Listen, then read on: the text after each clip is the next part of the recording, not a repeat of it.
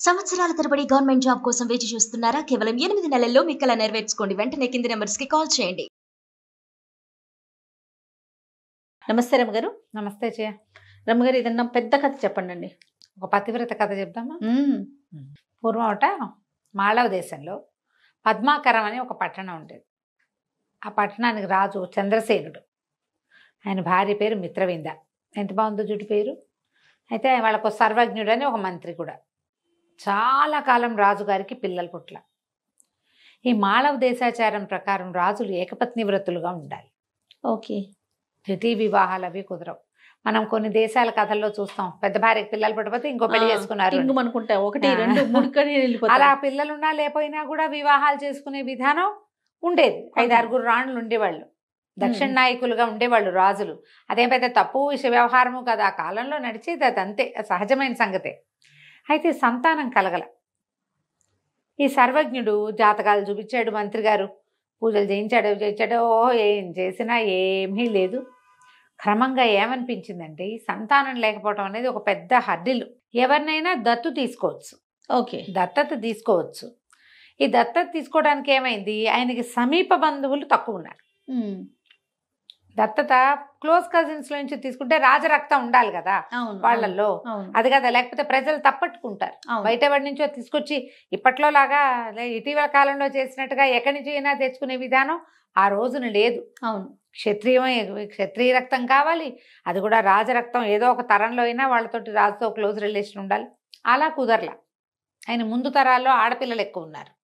వాళ్ళంతా బయటికి వెళ్ళిపోయిన వాళ్ళు, అన్నదమ్ముల వరస అయ్యేవాళ్ళు లేరు. చూసి చూసి చూసి ఒకసారి ఏమైందట, ఒక పెద్ద పండిత సభ జరిగిందట. ఓకే. ఈ సర్వజ్ఞుడు ఎక్కడెక్కడ దేశాల నుంచో పండితుల్ని పిలిపిస్తే వాళ్ళందరూ కూర్చున్నప్పుడు, సరే రాజుగారిని మీరు మీ సంతానం ఇచ్చని వాళ్ళ ముందు ప్రకటించండి అని కొంచెం రాజుని ఎంకరేజ్ చేశాడు.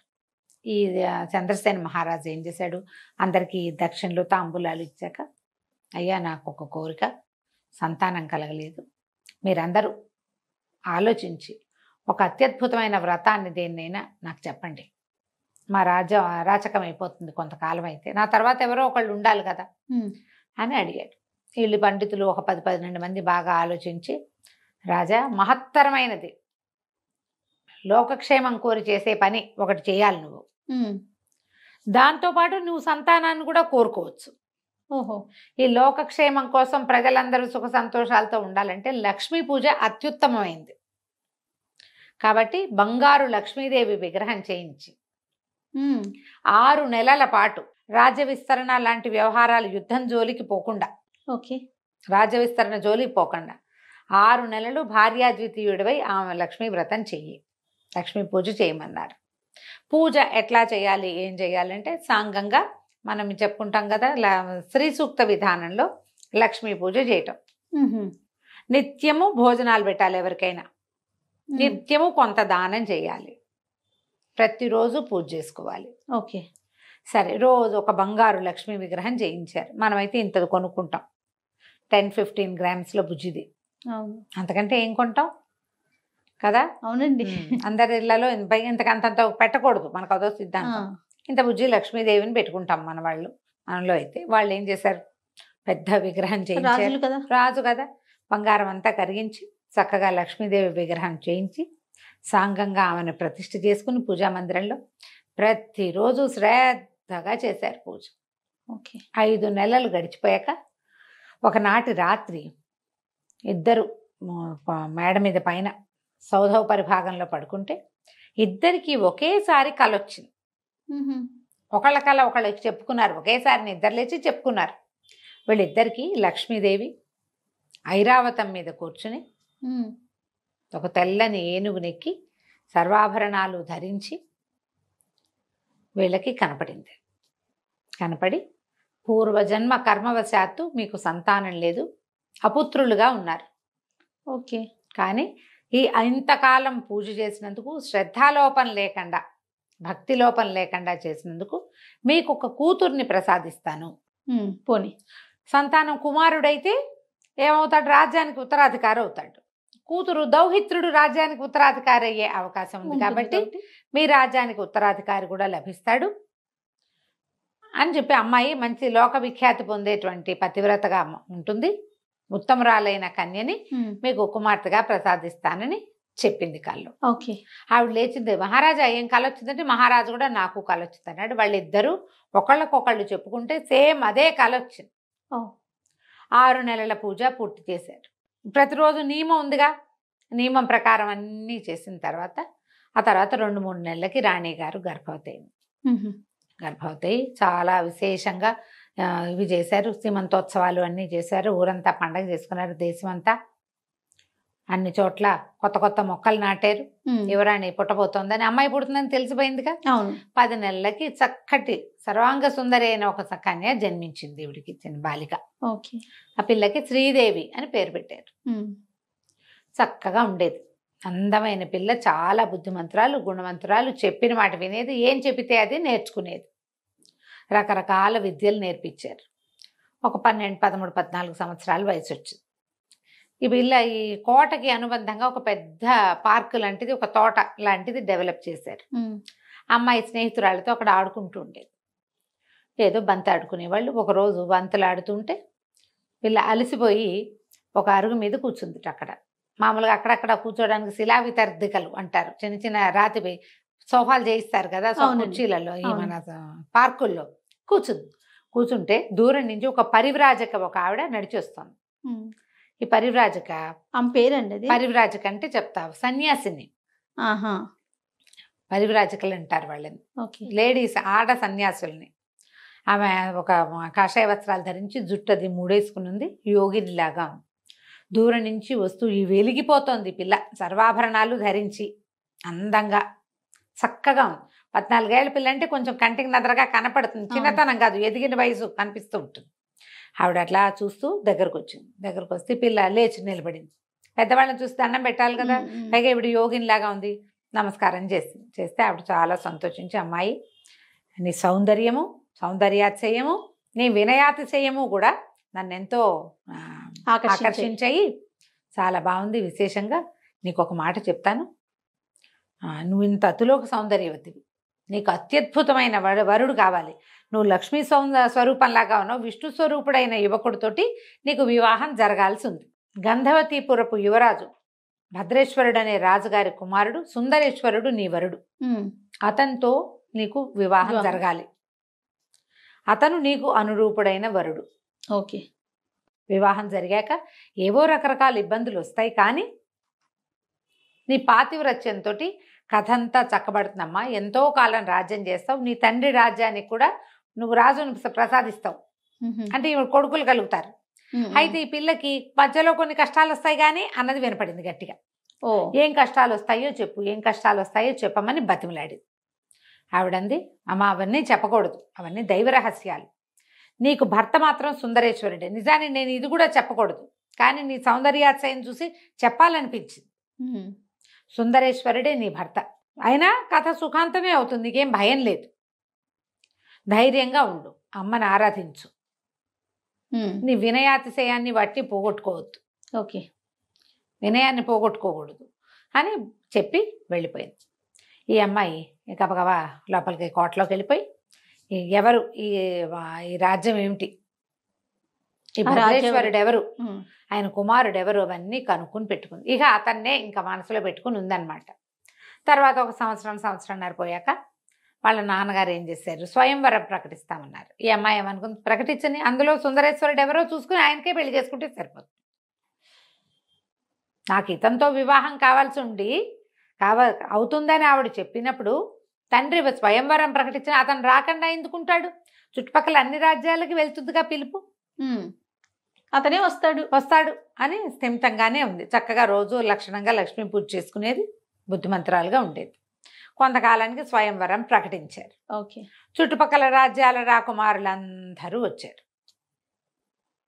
వచ్చాక ఈ అమ్మాయికి దండిచ్చి స్వయంవరంలో నుంచోబెట్టి ఒక్కొక్క రాజకుమారుడి దగ్గరికి దీని కుమారుడు ఫలానా రాజ్యం ఫలానా ఇది, ఒకళ్ళు రాజులు కూడా వస్తారు కొంతమంది, అందరూ రాజకుమారులే రారు, ఆల్రెడీ వివాహాలైన రాజులు రావచ్చు స్వయంవరానికి, వివాహాలైన వాళ్ళు కూడా రావచ్చు, అంత తప్పలేదు. పిలుస్తారు, రాజ్యానికి పిలుపు వస్తుంది. ఆ అమ్మాయిని చేసుకోవాలన్న తలంపు ఉందనుకో, ఏ రాజుకైనా వస్తాడు. అమ్మాయి వారిస్తే స్వయంవరం మంచిది, పనికొస్తుంది. ఓకే. కొంతమంది వీళ్ళకి పెళ్ళయిందని వాళ్ళ పెళ్లి కాలేదని వరుసగా చెప్పుకుంటూ వెళ్తుంటే చివరికి ఈ సుందరేశ్వరుడు కనపడ్డాడు. ఈ అమ్మాయి ఇంకా రెండోది ఆలోచించాల, దండ ఆయన మెడలో వేసేసింది, వివాహం చేసేశారు. అయితే ఈ వచ్చిన రాజుల్లో కొంతమందికి ఏమనిపించింది, ఆ అమ్మాయి అతనికి పక్కన ఉన్నవాళ్ళు, అతనికి ముందున్న వాళ్ళకి మంటగా అనిపించింది. ఏమిటి మా తక్కువ, వీడు ఎక్కువ, వీళ్ళ రాజ్యం చిన్నది, వీడు ఇంకా యువరాజు కుర్రకుంక, ఈ పిల్లకి 16 ఏళ్ళు, ఆ అబ్బాయికి ఒక 20 ఏళ్ళు, ఎందుకు భరించాలి? ఆల్రెడీ ఇప్పుడు వివాహాల స్వయంవరం అంటే ఊరికే సౌందర్యం అని చూసే కాదు, ముందే ఎందుకు ఏం చెప్పారు, వీళ్ళది ఇంత పెద్ద రాజ్యం, ఈయన ఇంత పరాక్రమశాలి, ఈయన ఇంత బాగా చదువుకున్నవాడు, ఈయన వాళ్ళని గెలిచాడు వీళ్ళని గెలిచాడని బందిమాగదులాగా స్తోత్రం చేస్తారు. అదే తన ముందున్నవాడు కుంతల దేశపు రాజు వీరవర్మ. ఆ కుంతల దేశం ఈ 2 రాజ్యాలని కలిపితానికంటే త్రిబుల్ ఉంటుంది. అయినా కూడా అతను కూడా కుర్రాడే, అంత పెద్దవాడు కాదు, 25-30 ఏళ్ల వాడు, మంచి వయసులో ఉన్నట్టు లెక్క. అని కాదని కూరకుంకం చేసుకుందని మండిపోయింది అతనికి. కానీ ఊరుకున్నారు, స్వయంవరం కదా, కన్యావారైతే రూపం అని చదువుకుని ఆ సర్లే చూద్దామని ఊరుకున్నారు. వివాహం చేశారు లక్షణంగా, బ్రహ్మాండంగా పెళ్ళయింది. హాయిగా కొంతకాలం ఇక్కడ ఉన్నారు అమ్మాయి అబ్బాయి. తర్వాత వీళ్ళిద్దరు కలిసి వాళ్ళ ఇంటికి వెళ్ళారు. ఎంతో బుద్ధిమంతుడుగా, ఎంతో చక్కగా బాగుండేవాడు అబ్బాయి కూడా. ఇద్దరు అనురూపమైన జంటగా ఉండేవాళ్ళు, అనుకూలమైన దాంపత్యం. రోజులు గడిచేసరికల్లా ఏమైంది, ఈ భద్రేశ్వర మహారాజు గారు మరణించాడు.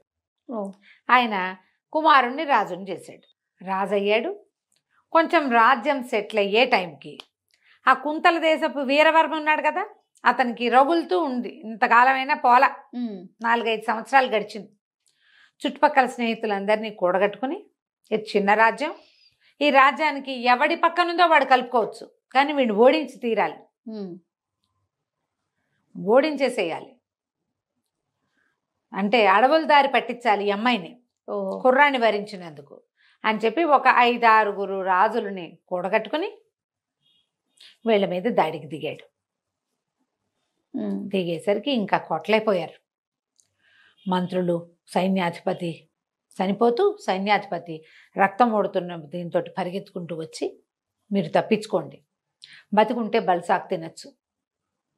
యుద్ధంలోకి రాజు రాల, మొదటి రోజు రెండో రోజు చేశాడు, 3వ రోజు అతను రాకపోతే 3వ రోజు మీరు పారిపోండి, వెళ్ళిపోతే మళ్ళీ ఇంకేదైనా జనాల్ని కూడగట్టుకుని వచ్చి మళ్ళీ పట్టుకోవచ్చు మన రాజ్యం అని చెప్పేశారు. కల్లా వీళ్ళు ఏం చేశారు, ఓ బండి ఎక్కి భార్య భర్త ఇద్దరు పారిపోయారు. కొంత దూరం వరకు బండి మీద వెళ్ళారు. ఒకే బండి మీద వెళ్తే పట్టేస్తారు కదా, ఇంకా అక్కడి నుంచి బండి వదిలేసి ఇక నడవటం మొదలుపెట్టారు. నడిచి నడిచి నడిచి నడిచి నడిచి అడవుల్లో దుంప తెగిపోయింది, నడవలేక. ఎవరి వల్ల అవుతుంది మరి? ఇక ఆహారం లేదు, మంచినీళ్ళు లేవు, ఒట్టి కాలినడక, నడవగా నడవగా నడవగా ఒక అడవిలోకి చేరారు. వీళ్ళకి అత్తగారు మావగా వీళ్ళ తండ్రి దగ్గరికి వెళ్ళటం ఇష్టం లేదు. వాళ్ళది చిన్న రాజ్యమే మొదటిది. రెండోది, ఇప్పుడు ఇంత చెడి వెళ్తే అక్కడ ఏం పరువు ఉంటుంది అది. పైగా వాళ్ళు ఏం చేశారు, వివాహం అప్పుడు ఇతనికి రాజ్యం ఇస్తామని చెప్పాల సుందరేశ్వరుడికి, దౌహిత్రుణ్ణి రాజుని చేస్తామన్నారు, ఇంకా సంతానం కలగల. దాంతో అక్కడికి వెళ్ళటం ఇష్టం లేదు. అడవుల్లోనే కొంతకాలం ఉందాం, మన జీవితం ఇక్కడే కలిసి ఉన్నాం, మన ఇద్దరం ఉన్నాం కదా అనుకున్నారు. ఇప్పుడు ఏదైనా కొంచెం తేడా రాగానే చచ్చిపోదాం అనుకునే వాళ్ళని చూస్తాం మనం. అవును, అంతరాజ్యము పోయినా, బండి గుర్రం కూడా లేకుండా, కత్తి కటారు కూడా లేకుండా, ఒట్టి కట్టుబట్టలతో మిగిలిన వీళ్ళు బతుకుదామనే అనుకున్నారు. ఇది కదా కావాల్సింది, స్పిరిట్గా ఉండాలి ఇది. అక్కడి నుంచి ఇంకా అలా వెళ్ళగా ఏమైంది, ఇతను ఒక చెట్టు ఎక్కి చూశాడు, దూరంగా ఒక పల్లె ఉంది, మరి ఆ పల్లెలో ఏమైనా ఆహారం దొరుకుతుందేమో చూద్దాము, పద శ్రీదేవి అని ఈ శ్రీదేవిని వెంట పెట్టుకుని సుందరేశ్వరుడు నడిచి ఆ పల్లెలోకి వెళ్ళాడు. వెళ్తే ఒక కుటుంబం వాళ్ళు ఎవరినికో ఆశ్రయించారు. చాలా దూరం నుంచి వస్తున్న వీళ్ళు బట్టలు అవి చూసేసరికల్లా మనుషులేమో దగదగలాడిపోతున్నారు. ఆ పిల్లేమో మరీ సౌందర్య రాసి తెలుస్తున్నారు కదా మనుషులు, ఓల్డ్ మనీ, పూర్వకాలం బాగా ఉన్నవాళ్ళు అనేది తెలిసిపోతోంది. సరే ఏం చేశారు, వాళ్ళు ఏమన్నారు, ఆహారం ఏదో వాళ్ళు కలిగింది ఏదో పెట్టారు, తినేసి ఆ ఊరి మొగదలలో ఒక గుడి ఉంది. వీళ్ళు వచ్చేటప్పుడు ఆ గుడి చూశారు. ఈ ఇంటి వాళ్ళు వాకిట్లో పడుకోమంటే వద్దు, మేము గుడిలో పడుకుంటామని చెప్పారు. చెప్పేసరికి సరే వాళ్ళు కూడా ఏముంది, ఈ ఊరికి ఎవరైనా అట్లాంటి వాళ్ళు వస్తే అన్నాలు ఎవరిలో ఒకరి దగ్గర అన్నం తిన్నా పోయి గుడి దగ్గర పడుకోవడం పరిపాటి. అమ్మాయి ఒక్కతే అయితే పంపేవారు కాదు, భర్త ఉన్నాడు కదా పక్కన. సరే ఏదో ఒక చేపాటి కర్ర ఏదో చేతిలో పెట్టి, పెద్ద జంతువులు అవి ఏం రావు బాబు, ఏం భయం లేదు, పడుకోండి, రేపు ఉదయం మాట్లాడుకుందాం, వీలైతే మీరు ఏదో చెడిపోయి వచ్చినట్టున్నారు, ఇక్కడే ఉండటానికి ఏదైనా ఏర్పాటు చూసుకుందరు కానీ అని చెప్పారు. వీళ్ళు బయట కూర్చున్నప్పుడు పిచ్చాపాటి మాట్లాడుతుంటే చుట్టుపక్కల 2-3 వాళ్ళు కూడా చూశారు వీళ్ళని. ఆనందం తినేశాక ఇద్దరు వెళ్ళి అమ్మయ్య అనుకుని ఇప్పటికి 2 రోజులుగా నడుస్తున్నారు, తిండి లేదు పాపం. వెళ్ళి అక్కడ పడుకున్నారు ఆలయంలో. అది ఒక లక్ష్మీదేవి గుడి. వీళ్ళ గుళ్ళో పడుకున్నారు. అర్ధరాత్రి రోజు ఒక పెనుబాము ఆ గుళ్ళోకి వస్తుంది చల్లదనం కోసం. గుడి లోపల భాగంలో చల్లగా ఉంటుంది. వీళ్ళిద్దరు పడుకున్నారు. ఆ పాము లోపలికి వస్తుంటే ఇతని నిద్రలో ఒక పక్కకి తిరిగాడు ఈ రాజు సుందరేశ్వరుడు. ఇతని కాలు సరిగ్గా ఆ పాము తోకకి తగిలింది. అమ్మో! తగిలేసరికి ఆ పాము వెనక్కి తిరిగి చూసి ఎవడో నన్ను తన్నాడని కసిదీరా ఆ కాలు మీద టపట పట పటప కాటేసి తన దారి మీద పోయింది. ఆ పిల్లకి ఏం తెలీదు. ఆ వేసిన కాటలతో తను చచ్చిపోయాడు. అయ్యో! మరణించాడు. నిద్రపోతున్నారు, నిద్రలోనే అయిపోయాడు. పిల్ల తెల్లవారు లేచి చూసుకుంది. తెల్లారు లేచింది, బాగా పొద్దెక్కాకే మెలకు వచ్చింది. ఎందుకంటే నడిచి నడిచి ఉన్నారు కదా. అయ్యో ఇది దేవాలయం, పూజారులు వాళ్ళు వస్తారేమో, లేవండి లేవండి లేవండి బయటికి వెళ్దాం, మొహం కడుకుందరు కానీ లేపింది. లేపితే ఏముంది, లేపు, అతను నీలంగా అయిపోయినాడు, తలకాయ పక్కకి వాళ్ళు చేస్తున్నాడు. పిల్ల కేకలు పెట్టింది, అరిచింది, ఏడవటం మొదలుపెట్టింది, పెద్ద పెట్టు నా భర్త అని. ఈ దేవాలయం ఊడవడానికి వచ్చిన వాళ్ళు, పూజారి ఒక పూజ చేసే ఆయన, ఆ ఇళ్ళ వాళ్ళు అందరూ పరిగెత్తుకొచ్చారు. వస్తే ఏముంది, రాత్రి చక్కగా నవనవలాడుతూ ఉన్న 30 ఏళ్ళు కూడా లేని కుర్రాడు ఇప్పుడు చచ్చిపడి ఉన్నాడు. బాగా పరిశీలించి పాము కాటేసిందని తెలుసుకున్నారు వాళ్ళు. పాము కాటేయగానే తెలిస్తే ఏదో విరుగుడు ఉంటుంది, నీలమణి ఉంది వాళ్ళ దగ్గర, ఆ మణి తెచ్చి పెడితే బతుకుతాడు. అక్కడి నుంచి ఇంకేదో వేరుంది, సర్పగంధి లాంటి వేర్లేవో ఉన్నాయి. ఆ వేళ రసం కంట్లో పెట్టినా నోట్లో పోసినా బతకచ్చు. గారుడమణి అని ఉంది, ఆ గారుడమణి పెట్టినా బతుకుతాడు. ఒక మూలికలు ఎన్ని ఉన్నాయో వాళ్ళ దగ్గర, కానీ చేయలేకపోయారు. బతుకుండగా తెలియలేదు కదా, చచ్చిపోయి ఎన్ని గంటలు అయిపోయిందో. అక్కడి నుంచి ఊళ్ళో వాళ్ళంతా అయ్యో అయ్యో గుళ్ళో చనిపోయాడని బయటికి తీసుకొచ్చారు. పాపం జాలి పడ్డారు, ఏం చేయాలో తెలీదు. తన బిడ్డో ఇప్పుడు ఏం చేస్తాం, అంత్యక్రియలు చేసేద్దామని వాళ్ళు ఏర్పాట్లు చేసేస్తారు. ఈ అమ్మాయి ఏం చేయాలో తెలీదు, ఏడుస్తూ కూర్చుని నేను ఇప్పుడు ఎక్కడికి వెళ్తాను, నేనేం చేస్తాను, ఊరేసుకుని చచ్చిపోదాం అని చెప్పి, ఇప్పుడు కష్టాల్లో ఉన్నప్పుడు సంగతులు గుర్తురావు, ప్రధాన కష్టమే కనపడుతుంది అంతే. ఈ అమ్మాయికి ఆ యోగిని ఏం చెప్పింది, కొన్ని కష్టాలు వస్తాయి కానీ చివరికి సుఖాంతం అని చెప్పింది కదా. కష్టాలు వచ్చాయి, సుఖాంతం వస్తుందని గుర్తురాదు అంతే.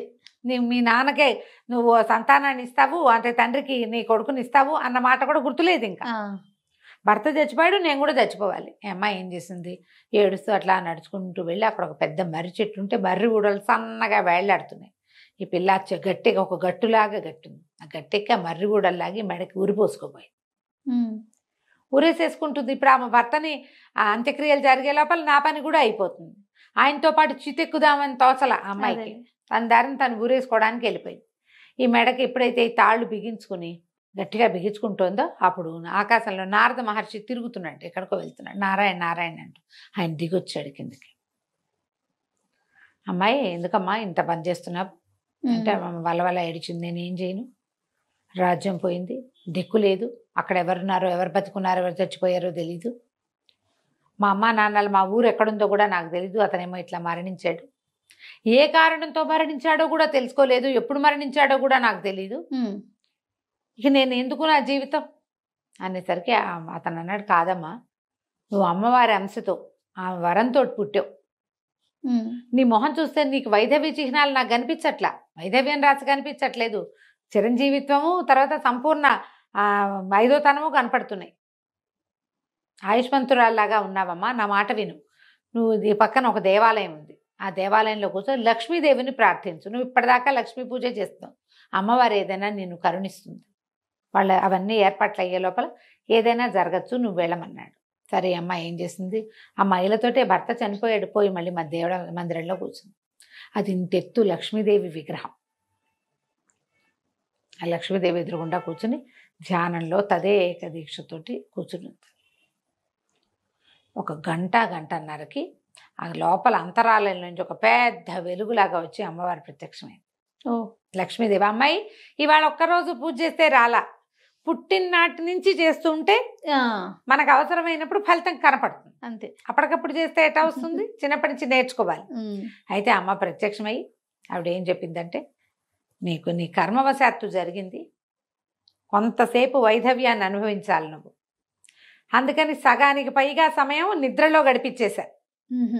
అతను అప్పుడే చచ్చిపోయాడు. ఈ పిల్లకి తెలియదు కదా తెల్లవారేదాకా. ఈ కాస్త దుఃఖము నువ్వు అనుభవించవలసిందే. ఇది నీ తల్లిదండ్రుల తాలూకు కర్మానుభవం వల్ల కూడా నీకు సంప్రాప్తించింది అని ఒక పండు ఇచ్చింది. ఈ పండు రసాన్ని అతని శరీరం మొత్తానికి రాస్తే బతుకుతాడు. ఇక్కడి నుంచి మీ తండ్రి దగ్గరికి వెళ్ళిపోండి. వెళ్ళి అక్కడ నువ్వు యుద్ధానికి సమకూర్చుకుని మళ్ళీ మీ రాజ్యాన్ని మీరు చేజిక్కించుకోగలుగుతారు. నీకు నడిస్తే దారి తెలుస్తుంది ఓహో అని చెప్పి మాయమైపోయింది. ఈ అమ్మాయి వీళ్ళు అతన్ని ఏం చేశారు, పాడ మీద చక్క కట్టేసి మోసుకెళ్ళిపోతున్నారు. ఓయో, ఈ అమ్మాయితో సంబంధం లేదు, దేవాలయం ప్రిన్సెస్ లో చనిపోయాడు కదా, ఆ పిల్ల ఎక్కడున్నా సరే అదే వీళ్ళ దారిని వీళ్ళు చేసేసుకుంటున్నారు. మోసుకుపోతుంటే శ్మశానం దాకా తీసుకెళ్ళిపోయాక వాళ్ళ వెనకాల పరిగెత్తుకుంటూ వెళ్ళి ఒక 5 నిమిషాలు ఉండండి అని ఏం చేసిన మా పండుని ఇట్లా నలిపి నారింజ పండు లాంటిది ఆ రసాన్ని తల దగ్గర నుంచి చివరి దాకా ఒళ్ళంతా రాసి నల్లగా అయిపోయాడు అబ్బాయి, ఒక రకంగా నీళ్ళని కలిసిన నలుపులోకి. 5-10 నిమిషాల తర్వాత లేచి కూర్చున్నాడు అతను. ఓ, గోర్ల దగ్గర అక్కడ నలుపు ఉండిపోయిందట, ఎక్కడ అంటలేదో అక్కడ. లేచి కూర్చున్నాడు. కూర్చునేసరికి అంతా ఆశ్చర్యపోయారు. అయ్యో బాబోయ్, ఏం పాతివ్రత్యం అమ్మా, ఎట్లా సంపాదించావు ఇంత శక్తి, నువ్వు ఇన్ని గంటల క్రితం చచ్చిపోయిన వాడిని ఎట్లా బతికించావు అని అందరూ ఆశ్చర్యపోయారు.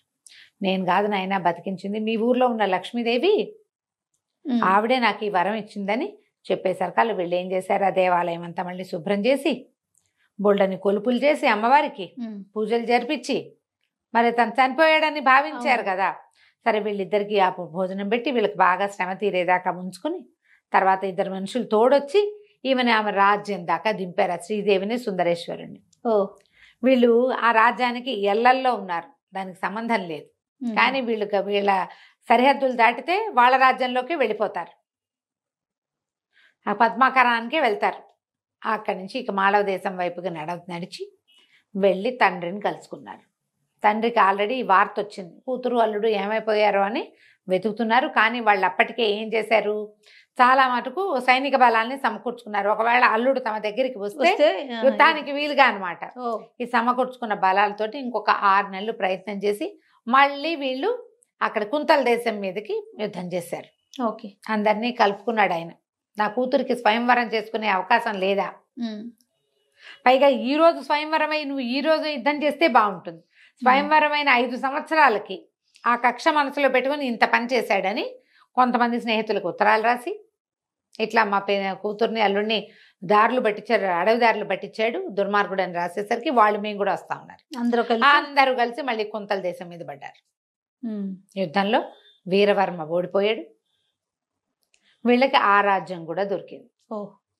కొంతకాలానికి శ్రీదేవికి సంతానం కలిగింది. వాడే తొలుత పుట్టిన కుమారుణ్ణి మళ్ళీ పద్మాకర రాజ్యానికి రాజుని చేశారు. ఎంతకాలమో చిరంజీవులుగా చాలా సంవత్సరాలు రాజ్యం చేశారు. వాళ్ళ పిల్లలు మనవలు మునిమనవలు వచ్చేదాకా భార్యాభర్త కలిసి సంతోషంగా ఉన్నారు. కథ కంచికి మనం ఇంటికి. బాగుంది, కొంచెం పెద్ద కథ అయినా కూడా చాలా బాగుంది. నమస్తే. నమస్తే.